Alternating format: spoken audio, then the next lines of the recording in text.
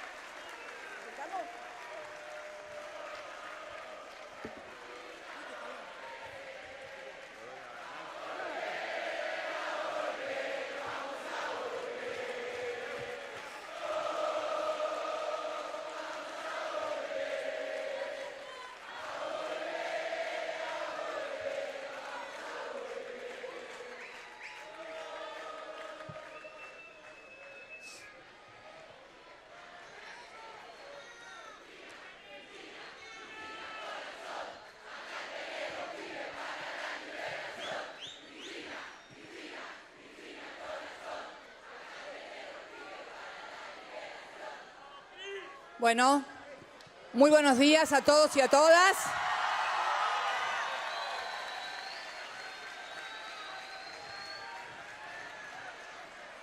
A los argentinos y a las argentinas presentes y a todos los compatriotas de la Patria Grande que también forman parte de este encuentro académico.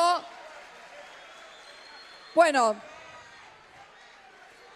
el tema... Bueno...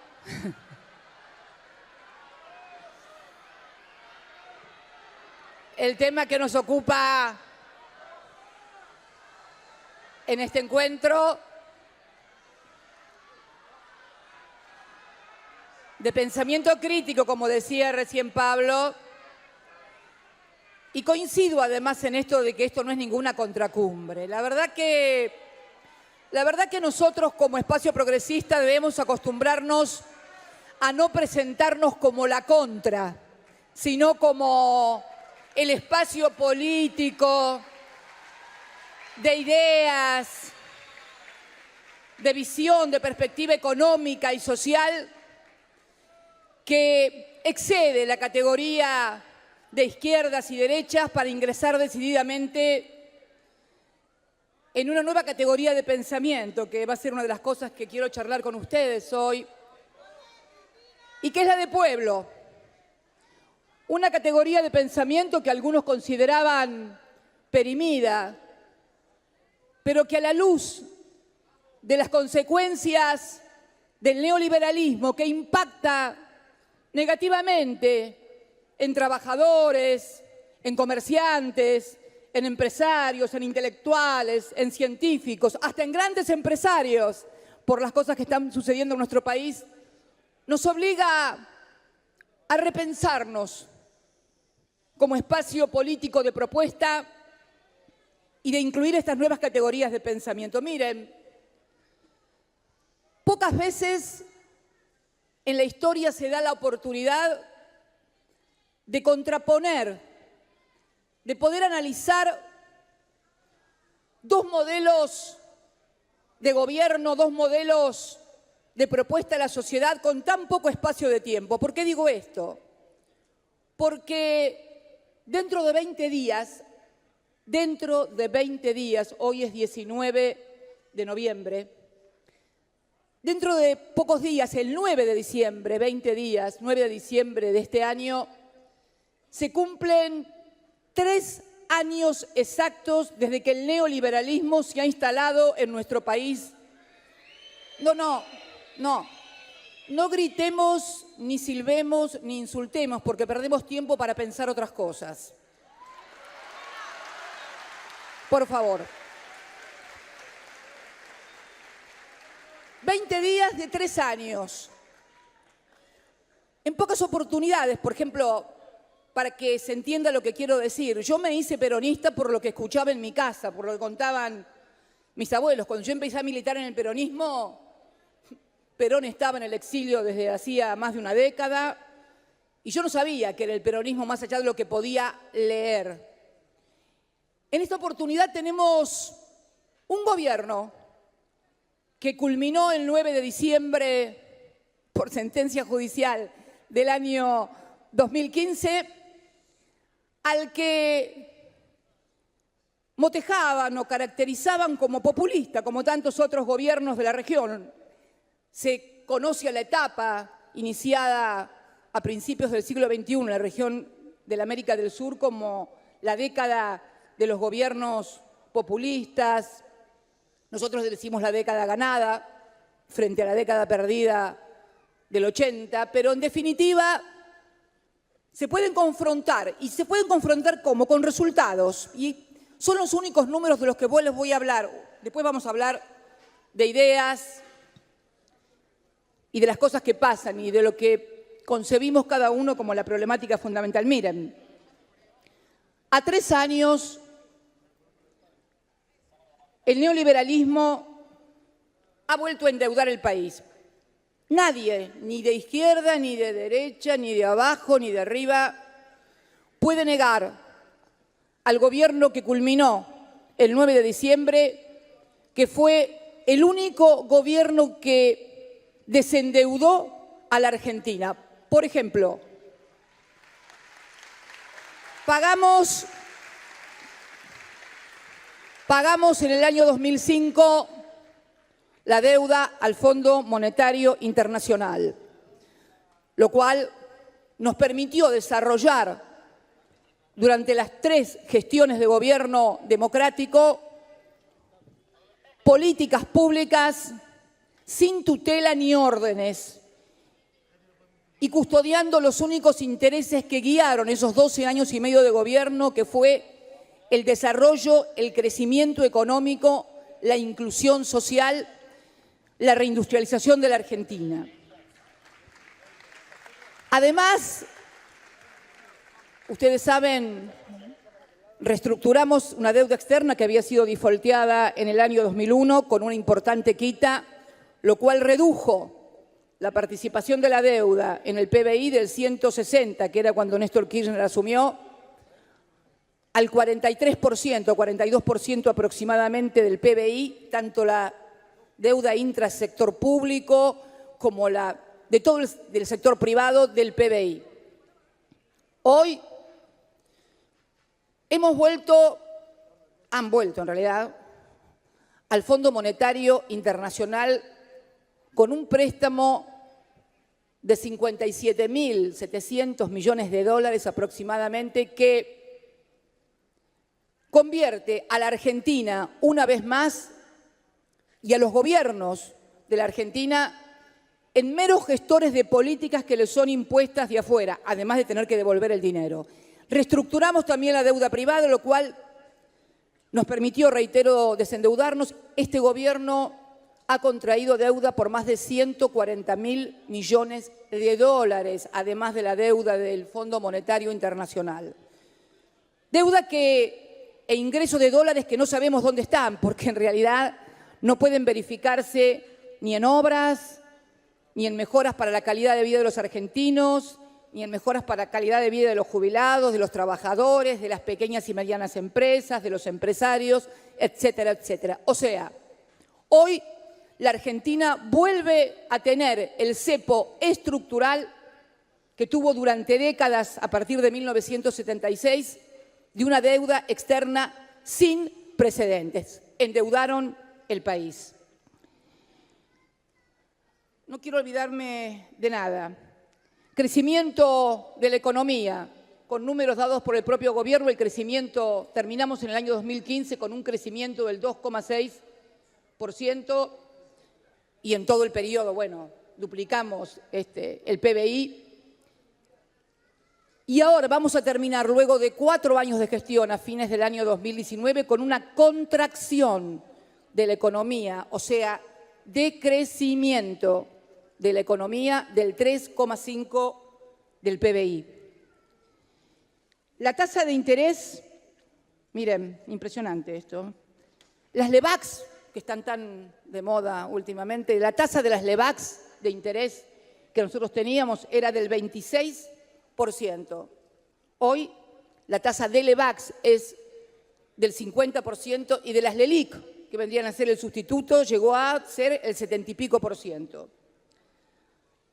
La tasa Badlar, que es la de los bancos privados, Nosotros la teníamos en el 20% y llegó ahora al 50%. Y bueno, y podríamos seguir. El tipo de cambio, un dólar estaba en 9,76 pesos ese 9 de diciembre y hoy está a 36,50. La industria, durante los 12 años y medio hubo un proceso de reindustrialización de la Argentina para revertir la etapa de los 90 en los cuales se había pulverizado la industria nacional, contraída en un 11%, una caída del 11%, ni que hablar de la capacidad ociosa que hoy es del 60% y en algunas actividades, como los textiles, es del 50%, por ejemplo, o en la automotriz del 44%. Y podríamos seguir con números y números.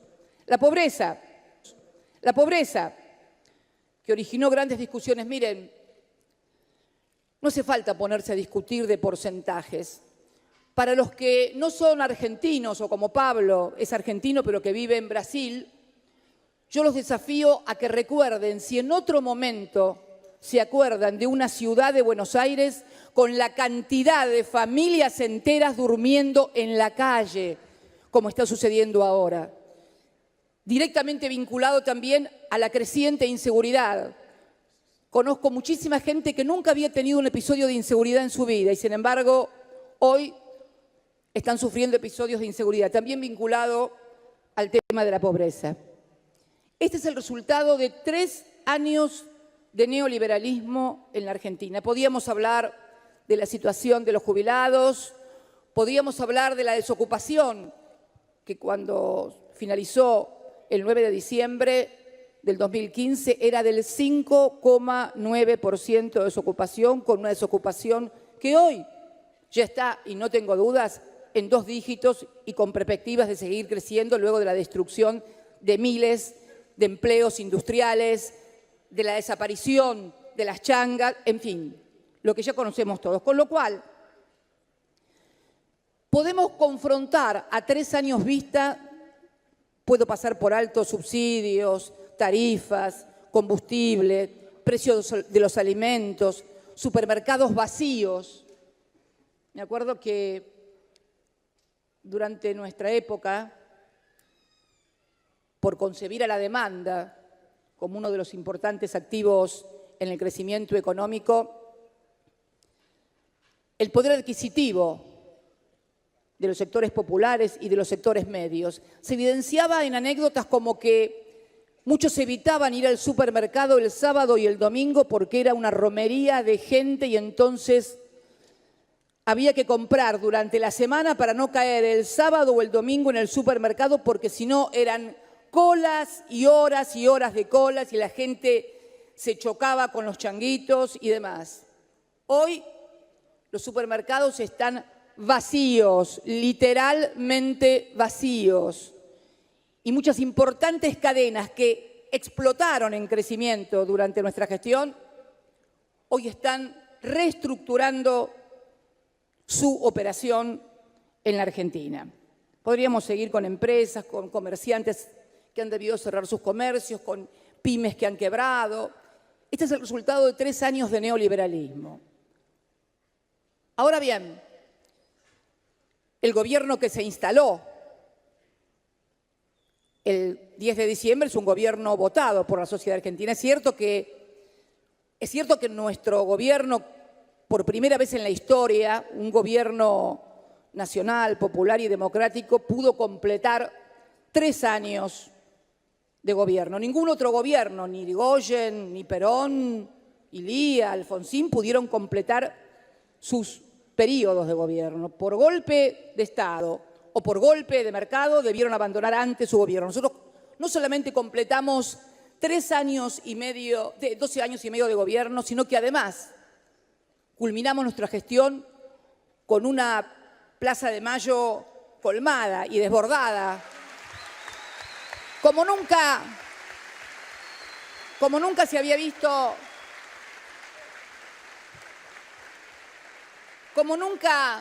visto, en la historia. Es inédito, fue inédito en la historia que un gobierno terminara su mandato despedido por el pueblo en la Plaza de Mayo. Bueno,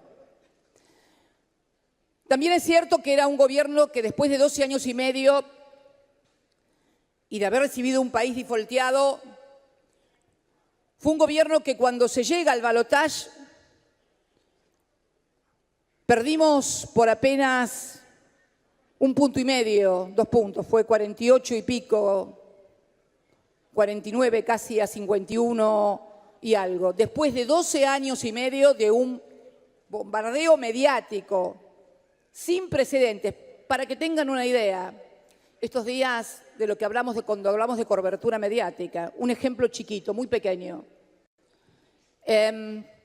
Estos días hubo lluvias muy intensas en la provincia de Buenos Aires y hubo inundaciones de aquellas.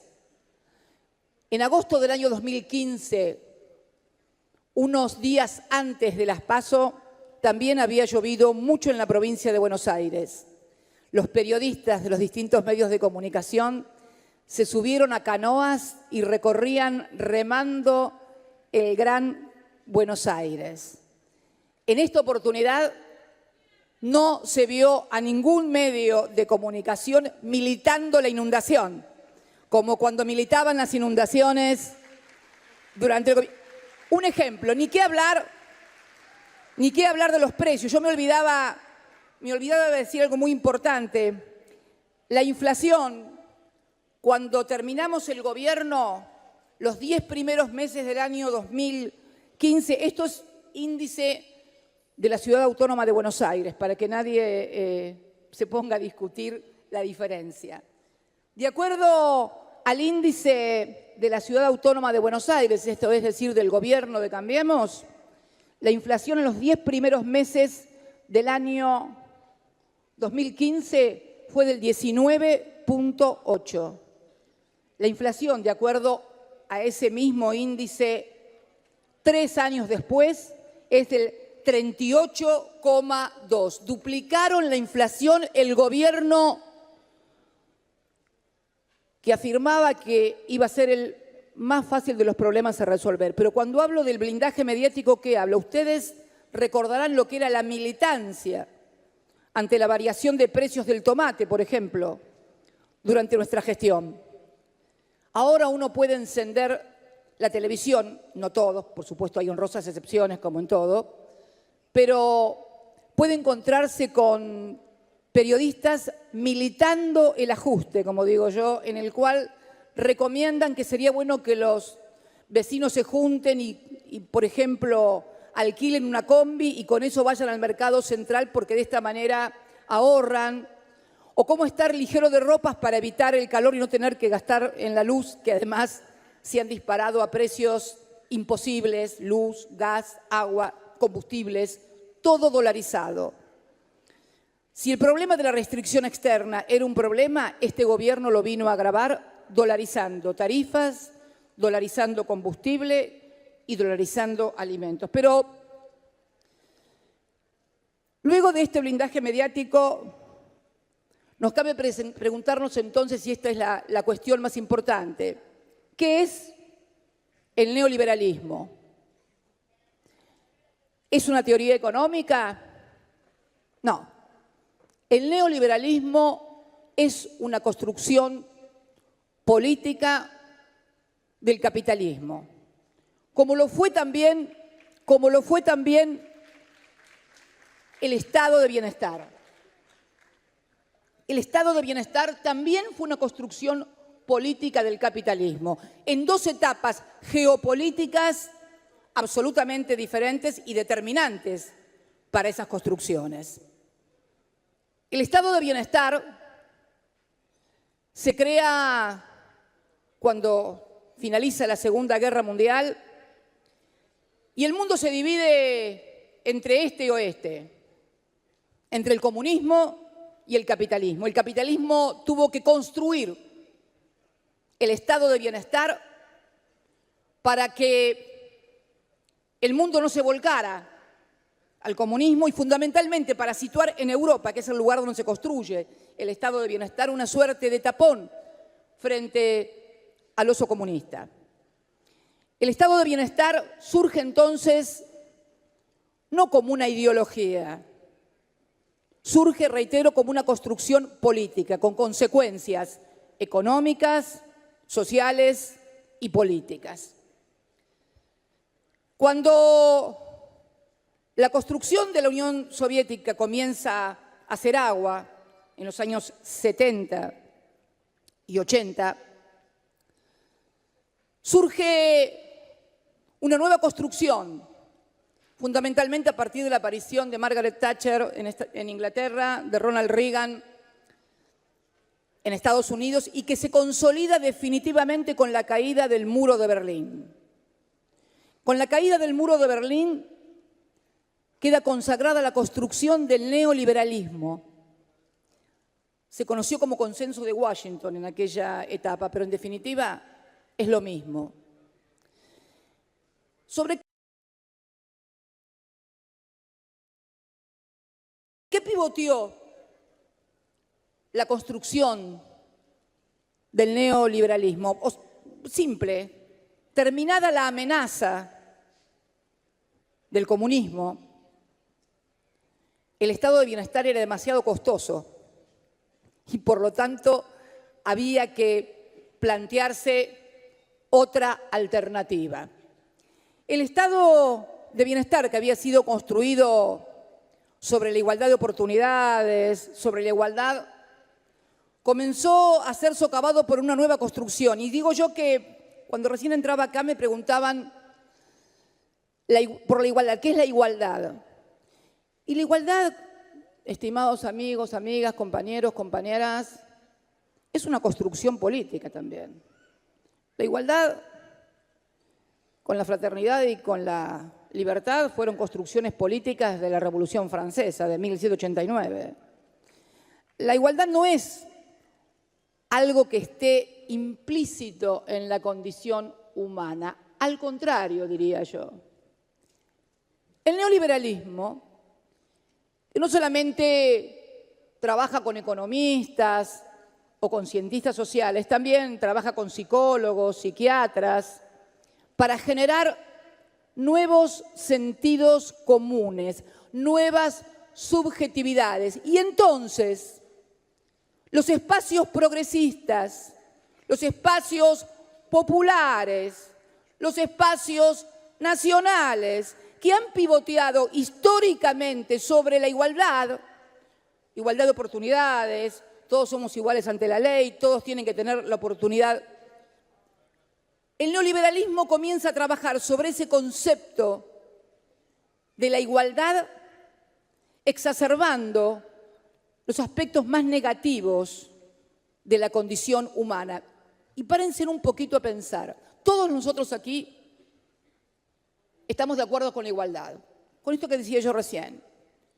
La igualdad ante la ley, todos tienen que tener igualdad de oportunidades para poder progresar, pero si cada uno de nosotros, despojado de nuestras ideas, de nuestros pensamientos, nos pensamos como persona, seguramente ninguno de nosotros se cree igual a otro. ¿Por qué? Porque la condición humana es la diferenciación del otro, es tener una identidad, que es lo que nos diferencia de los animales. No somos todos perros, todos gatos.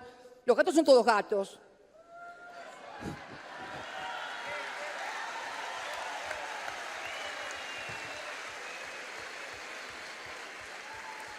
Los perros son todos perros. Las yeguas son todas yeguas, pero los seres humanos no. Pero los seres humanos no. Los seres humanos necesitamos, aun cualquiera sea nuestro pensamiento, sea nuestra ideología, sentirnos diferentes al otro para ser. Si vos no sos diferente al otro, no sos. Sobre eso, sobre una de esas cosas, pivotea el neoliberalismo. Entonces, de la igualdad que devenía en solidaridad entre los trabajadores, en solidaridad de los sectores o hacia los sectores que menos tenían, comienza el tema de la individualidad, de la meritocracia. Si tenés trabajo, es porque te lo ganaste vos, y si no tenés trabajo, es porque no tenés capacidades para tener trabajo. Con lo cual, el problema de trabajo o no trabajo ya no es un problema del Estado ni de la sociedad, es un problema tuyo. Y el que tiene trabajo siente, o el que tiene una empresa, o el que tiene un comercio, miren, y esto quería, porque todo el mundo se pregunta, pero entonces, ¿por qué? Y por esto, porque el que tenía un trabajo estaba absolutamente convencido que lo tenía por mérito propio, que no tenía absolutamente nada que ver el modelo de país, el proyecto económico, las políticas públicas que se llevaban adelante.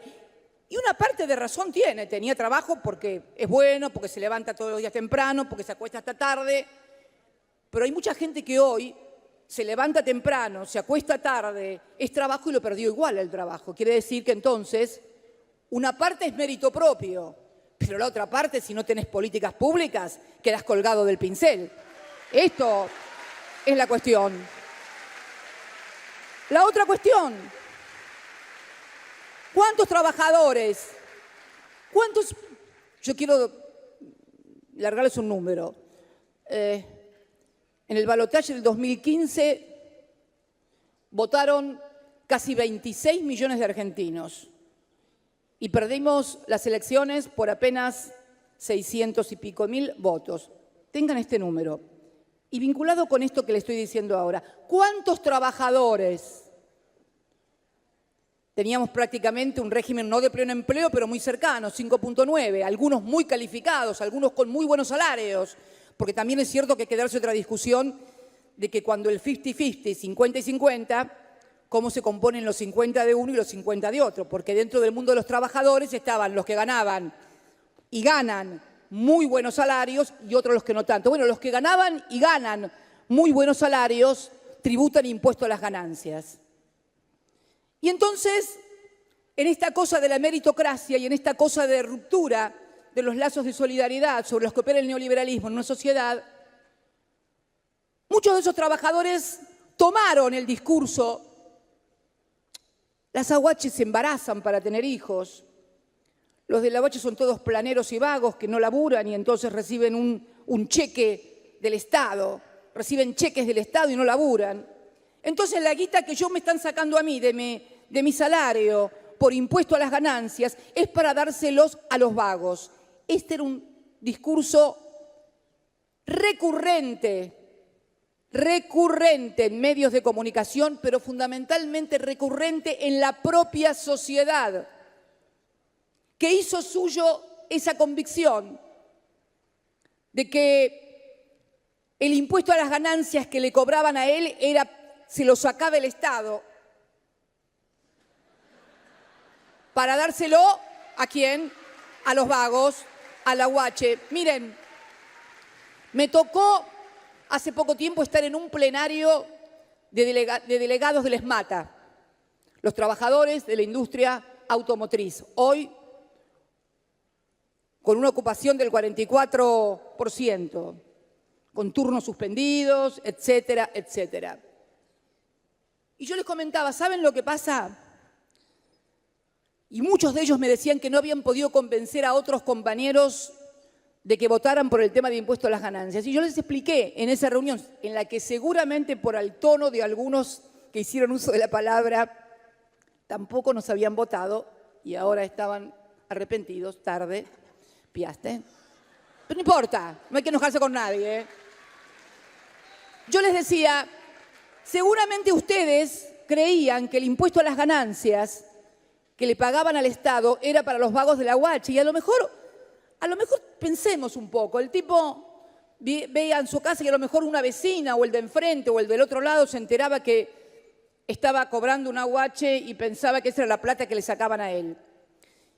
Y entonces yo les dije, es probable que todos los del aguache no pudieran comprarse ninguno de los autos que ustedes producen en las distintas fábricas.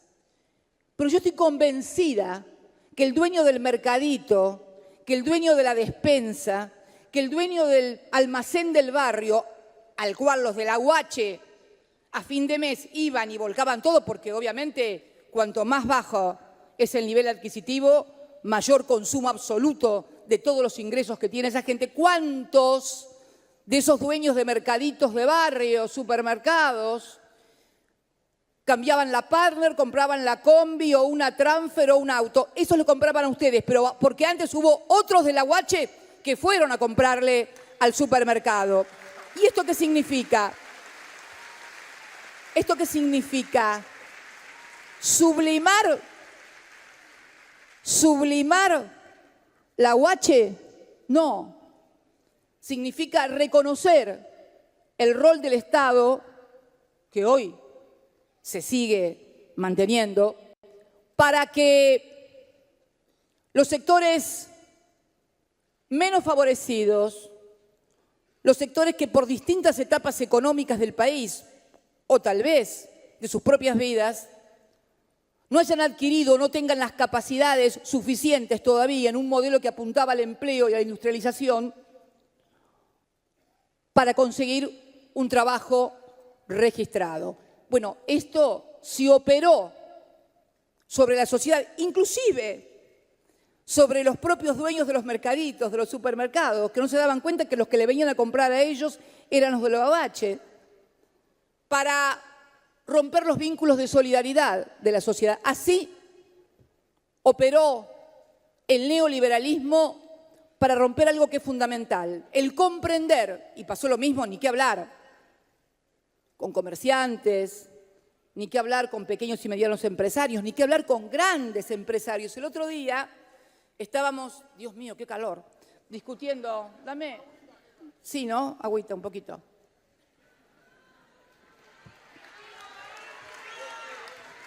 El otro día estábamos discutiendo presupuesto en el Senado y estaba analizando el caso de una importante multinacional argentina, ejemplo, y estaba mirando su ganancia operativa en el periodo desde el 2004 hasta el 2017 inclusive.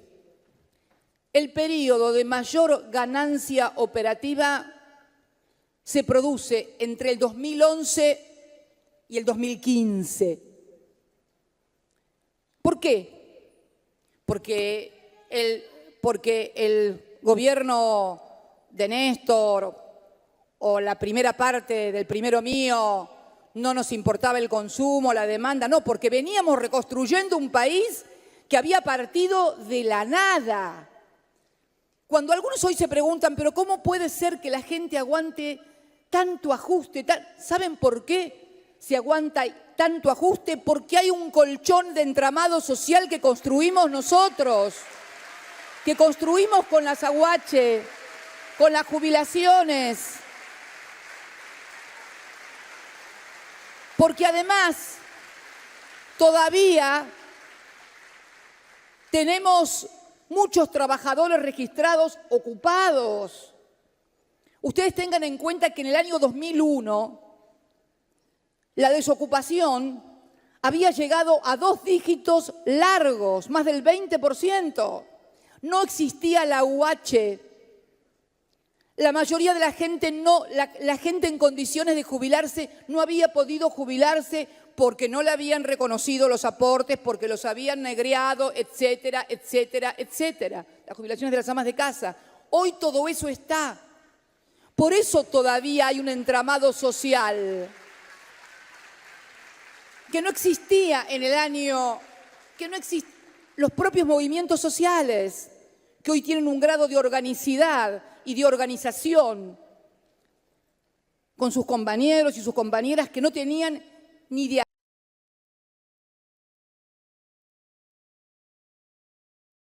asomo.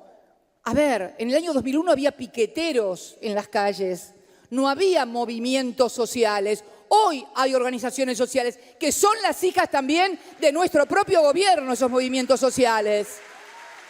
El grado de organización, el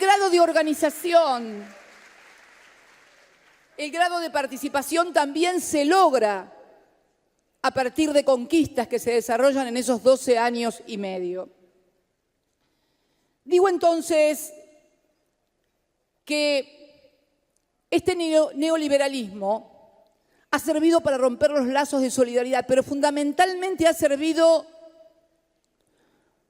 para que la gente no pueda identificar adecuadamente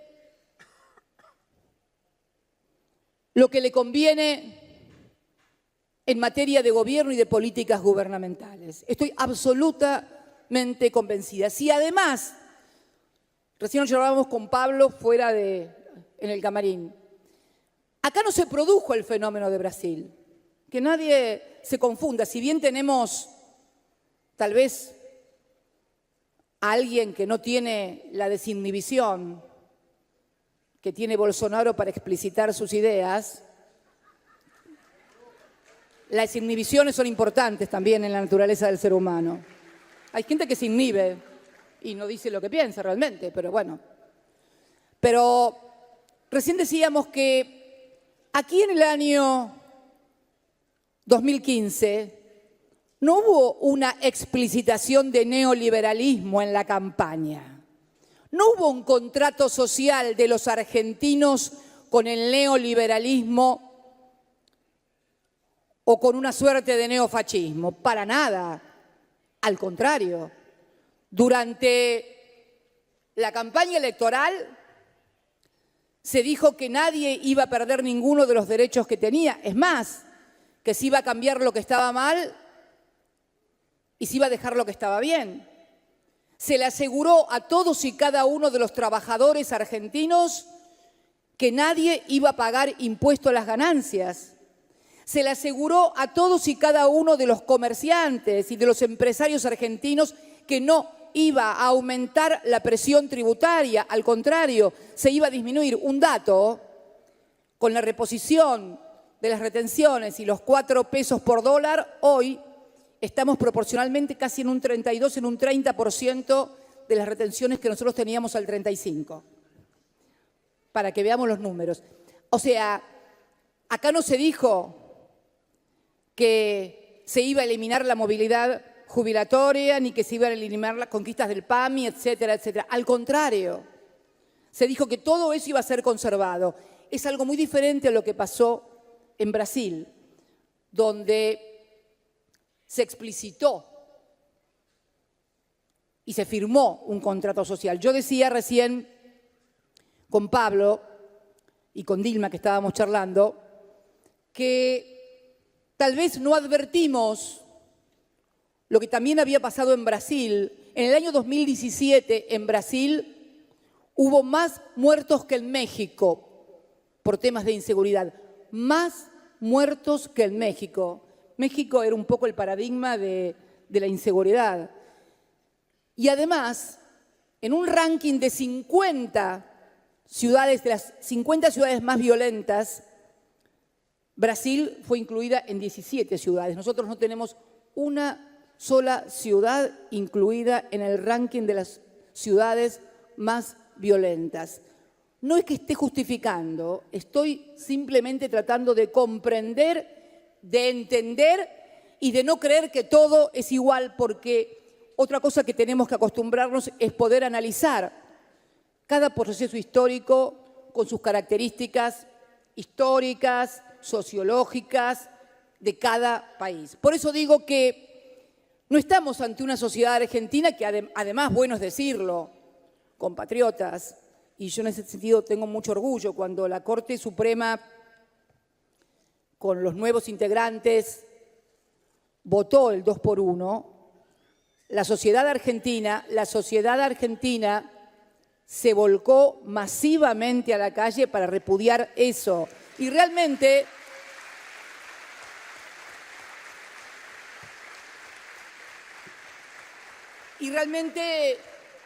es una diferencia que no es menor. Yo me pregunto, si le hubieran contado a los argentinos, más allá de, obviamente, las cosas que nuestro espacio político decían que iban a pasar y que lamentablemente pasaron, pero claro, el emisor era el que contendía políticamente en una disputa, digamos que no es que no nos creyeron, es que naturalmente en una disputa política uno piensa que el otro dice cosas que no son ciertas y viceversa. Pero Yo hablo también de la legitimidad de un gobierno, porque tenemos que también aprender a distinguir entre legalidad y legitimidad, porque esto hace al contrato de una sociedad con un partido político, con un espacio político. Hoy tenemos un gobierno legal y nadie puede discutir que tenemos un gobierno legal. Ahora, hay legitimidad en políticas que no fueron convalidadas por nadie y que fundamentalmente cuando se ofrecieron y se ofertaron a la sociedad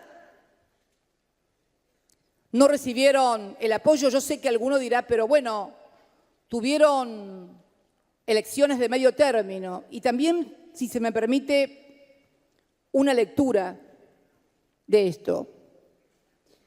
Las elecciones de medio término que se llevaron a cabo fueron tomadas como una victoria contundente y la verdad que si uno mira, primero, si vemos las políticas que se desarrollaron el año pasado, diríamos que fueron políticas tendientes a expandir el gasto, no a ajustar.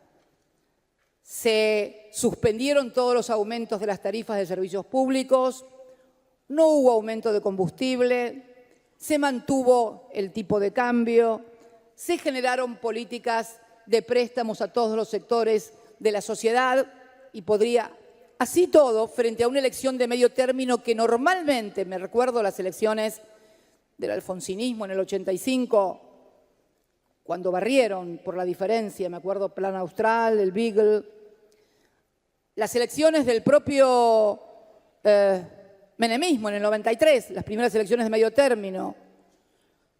En la provincia de Buenos Aires se ganó por más de 20 puntos de diferencia.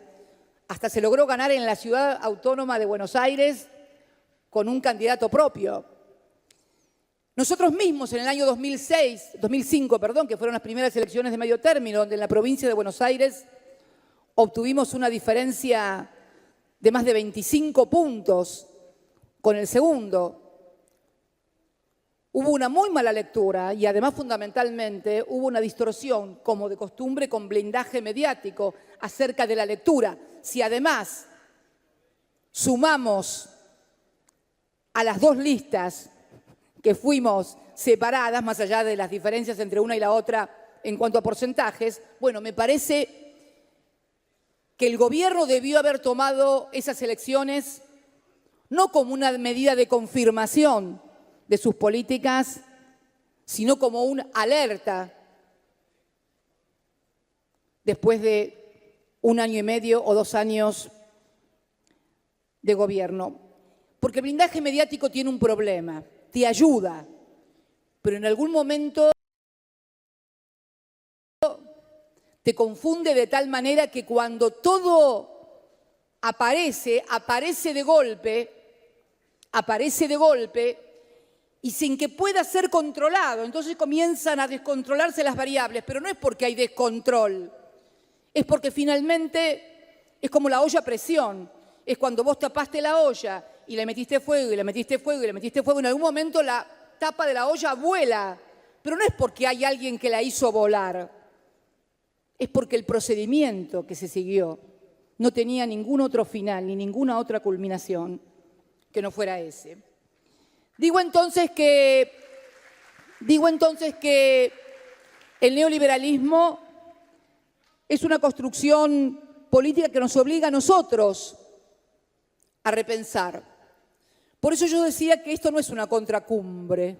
Tenemos que comenzar a pensar con otras categorías.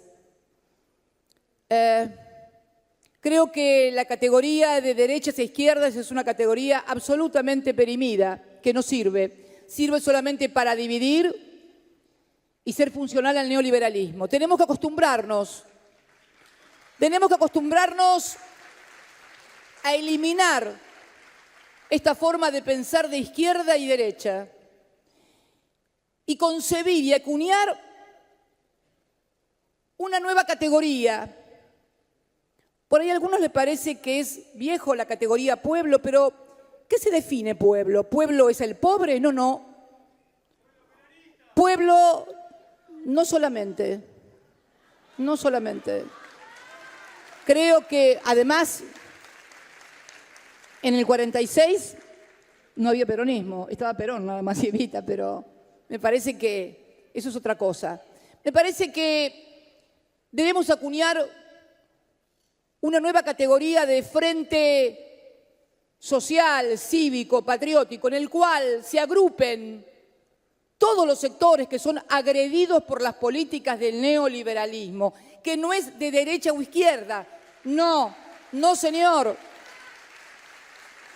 Conozco ex militantes del Partido Comunista que son prósperos comerciantes y no se les ocurriría definirse como comunistas, sino simplemente como gente progresista de izquierda, pero no puede ser esa la división. No puede ser la división entre los que rezan y los que no rezan. Mala división también. División que no es nacional ni popular, además.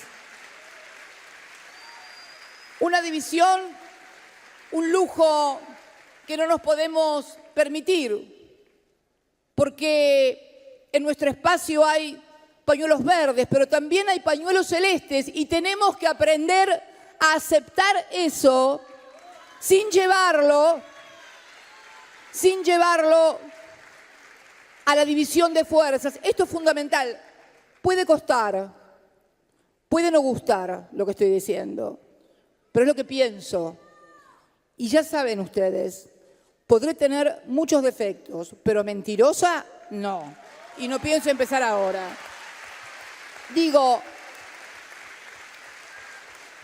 estas nuevas categorías de pensamiento, de agrupamiento, tienen que ser enraizadas, pero sobre todo comprendidas, entendidas y aceptadas. Aceptadas no por imposición del que dice algo desde arriba, aceptadas porque tuviste un proceso de comprensión y de entendimiento de estas cosas. Y creo que también se requiere nuevas arquitecturas institucionales para preservar a la democracia. Porque en definitiva, ¿qué se hace en una democracia cuando llega un gobierno votado, pero que hace exactamente lo contrario a lo que dijo que iba a hacer en campaña? Debemos tener nuevas arquitecturas institucionales para preservar el funcionamiento de la democracia. Tengan en cuenta ustedes que esta forma de organización, de gobernanza del mundo occidental data de 1789, porque esta división entre poder judicial, poder legislativo y poder ejecutivo data de 1789, de la Revolución Francesa. En la Revolución Francesa se cae el Ancien Régime, la aristocracia, la monarquía, el clero y el ejército, que eran los que gobernaban, y al surgir el pueblo, la burguesía, entonces de esta manera surge este concepto de izquierdas y derechas por cómo se ubicaban en la Asamblea Legislativa los más jacobinos y los menos jacobinos, los más revoltosos o los más revolucionarios y los menos revolucionarios. Miren de dónde data, de 1789. Gobernar una sociedad, un país con 3 poderes y uno de los cuales además es vitalicio, como el Poder Judicial. Rémora de la monarquía, si las hay.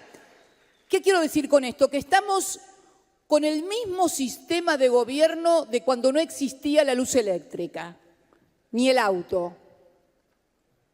¿A alguien se le ocurriría hoy sacar una muela o hacer una operación, si es que existía, de apéndice en aquella época? No creo, pero ¿alguien sacaría una muela como si sacaban las muelas en 1789? Seguro que no. ¿Alguien se operaría de algo como...? No, bueno, nosotros, a pesar de el inmenso desarrollo tecnológico, estamos con lo mismo.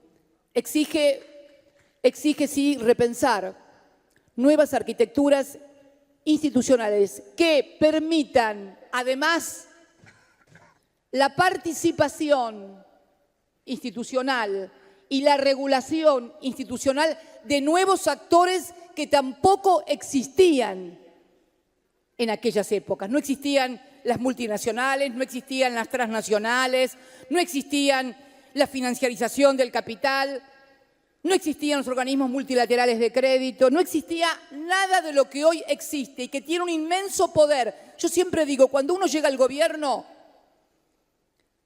si tenemos que representar lo que significa el gobierno del Poder Legislativo y el Poder Ejecutivo, que es lo que se somete a elecciones cada 2 años o cada 4, podemos decir que eso representa un 20, un 30% del poder. El otro 70 u 80% del poder está fuera, en organizaciones, en organismos, en sociedades, en medios de comunicación, cosas que no están reguladas ni en ninguna constitución ni en ninguna ley. Por eso es imprescindible darse una nueva arquitectura institucional que refleje la nueva estructura de poder. Hay una estructura de poder que no está reflejada ni en la Constitución ni en la regulación. Es necesario que esa estructura de poder esté regulada e institucionalizada, bajo pena de concebir a la democracia por algo obsoleto o de repente el surgimiento de derechas, no solamente en la región, sino en todo el mundo, que comienzan a culpar a otros de la falta de trabajo, que comienzan a culpar. ¿Ustedes saben cómo empezó el nazismo? ¿Cómo llega Adolf Hitler al poder en Alemania? Históricamente se nos ha dicho que es por la inflación. No. Hitler llegó al poder en la Alemania por las condiciones humillantes e impracticables e incumplibles que los aliados en el Tratado de Versalles sometieron a la Alemania de la Primera Guerra Mundial, que acababa de perder la guerra. Le impusieron tantas condiciones de endeudamiento, de indemnizaciones, limitaciones a su gestión económica, a todo, que finalmente terminó degenerándose en un proceso económico de inflación y desocupación galopantes. ¿Qué hizo entonces el nazismo en Alemania y el fascismo en Italia? ¿Qué le contaron a los alemanes? Que la culpa de que no tuvieran trabajo y de que la economía anduviera mal era de los gitanos primero y de los judíos después. Hoy algunos Hitler modernos acusan a los inmigrantes de ser los responsables de que en un país no haya trabajo. Y yo creo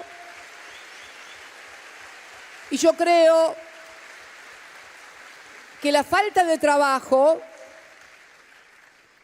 fábricas que se cierran, comercios que se cierran, debe ser buscado no en los inmigrantes, sino en las políticas públicas que se han implementado. Creo, y planteando que cuando se agota la argumentación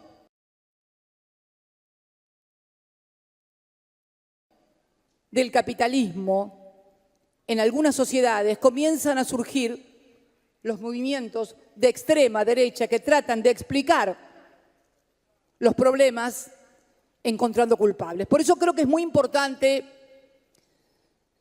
estos encuentros en los cuales podemos elaborar lo que yo denomino pensamiento crítico. Y no tengamos miedo. Miren, en los años 70, que es cuando empezó la militancia de muchos de nosotros, no por identificarnos con una época, sino porque, bueno, la edad era esa. Yo no tengo la culpa de haber tenido... No es que soy setentista, es que los 20 años los cumplí cuando era 1973, o sea, sería ochentista si hubiera nacido, no sé. Pero vieron que siempre hay motes y clasificaciones que no tienen que ver con la realidad, sino con la construcción de sentido común adverso hacia determinados sectores. Pero bueno, les decía que Allá cuando reinaba la doctrina de seguridad nacional, el estado de bienestar, a los que abrazábamos ideales de igualdad, de que todos tenían derechos, tal vez en el contexto histórico un poco más intensamente que ahora, porque claro, el contexto interno internacional era totalmente diferente a lo que podemos dividir este contexto internacional y este contexto nacional. Estamos hablando de una juventud del Mayo francés, de la Revolución cubana, de los derechos civiles, de la Revolución hippie en los Estados Unidos, de la derrota de Nixon en Vietnam con el movimiento hippie, los derechos cívicos, Martin Luther King. Ese era el mundo de nuestra juventud. Por lo tanto, nuestras ideas eran un poco más radicalizadas, si se quiere. Sí, es cierto. Bueno, en ese momento nos decían comunistas. Bueno, y ahora que se ha caído el muro de Berlín, que todos vimos Goodbye Lenin y la vida de los otros y advertimos que eso tampoco era así, y cuando decimos ahora, bueno, ya que ganó el capitalismo, déjennos consumir. Ahora cuando decimos eso nos dicen populistas. Antes éramos comunistas, ahora populistas. Pero la verdad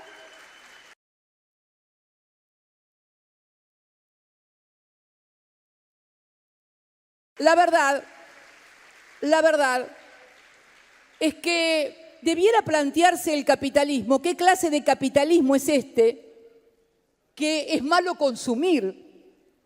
¿Ustedes por qué creen que se cayó el muro de Berlín?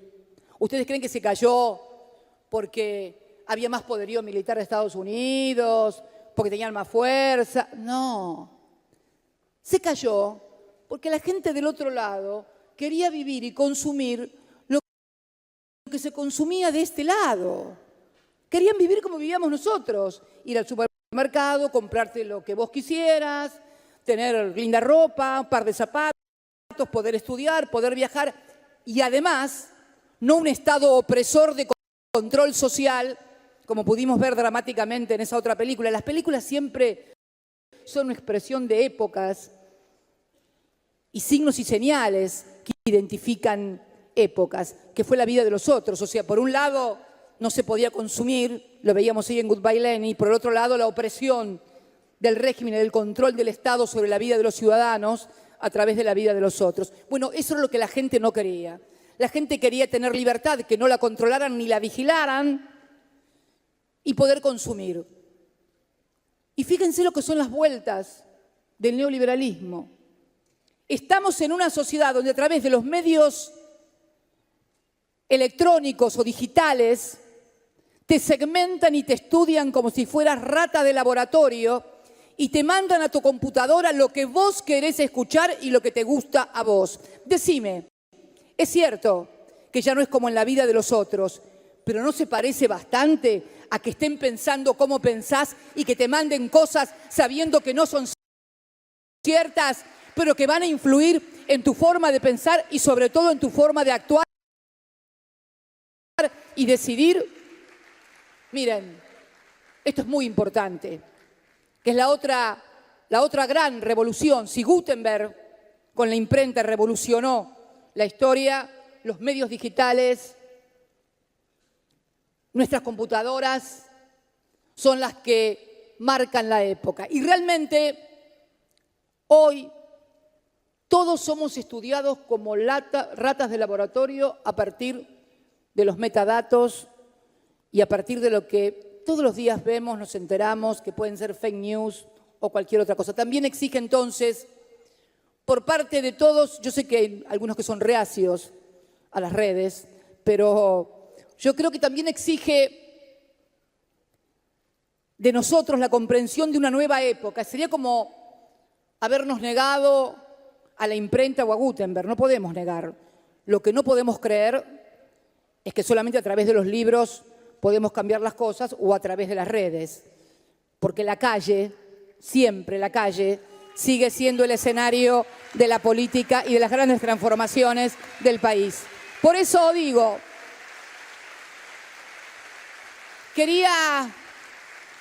quería y para finalizar, venir, sí, no doy más de calor. Quería, y para finalizar, venir a plantearle estas ideas, estas reflexiones, estos pensamientos y también estas experiencias, porque en definitiva no son solamente ideas, son experiencias que hemos tenido a partir de lo que nos ha tocado vivir y protagonizar. Y también de mucha esperanza, porque en definitiva, si uno traduce y dice, bueno, rota la solidaridad, que te manejan por las redes, bueno, yo sigo apostando fundamentalmente a lo mejor de la condición humana, que es, junto a la pasión por las ideas, la compasión también por los que sufren y tenemos que hacernos eco de eso que están sufriendo. Y como tengo...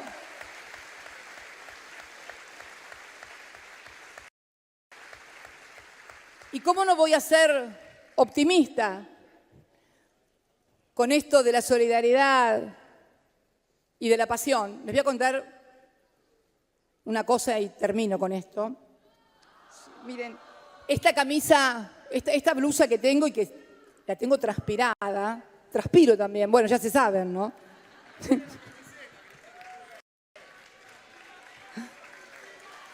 Bueno, es que hace un calor infernal. Esta camisa que tengo puesta, Pablo me mira, ¿qué va a decir esta mujer? Dice ahora. Exactamente. Esta remera, Pablo, y compañeras y compañeros, es una fábrica de ropa, de una marca de ropa que ya no está más en la Argentina, que cerró hace muy poquito. La puedo decir porque ya no es propaganda. Se llamaba Chocolate. Muchos de ustedes lo deben conocer. Una fábrica de ropa muy linda.